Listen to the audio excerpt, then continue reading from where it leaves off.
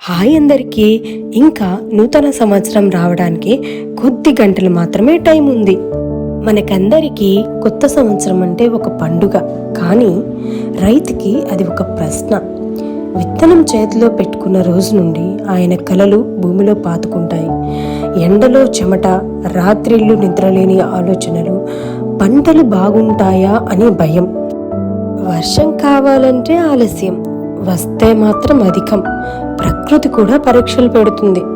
పంట చేతికొచ్చే సమయానికి ధరలు పడిపోతాయి, బాకీలు పెరిగిపోతాయి. అయినా మనం తినే ప్రతి ముద్ద వెనుక ఒక రైతు నిశ్శబ్ద త్యాగం ఉంది. ఈ కొత్త సంవత్సరం రైతు జీవితంలో కన్నీళ్లు కాదు, పంటలతో పాటు ఆనందం కూడా పండాలి. అన్నదాతకు హృదయపూర్వక నూతన సంవత్సర శుభాకాంక్షలు. ఈ కొత్త సంవత్సరం మీ జీవితంలో అధికమైన ఆనందం నిండాలి. ఆడియన్స్, మీరు కూడా మీ విశేష్ని కామెంట్ రూపంలో రైతన్నలకి తెలియచేయండి. Bye bye.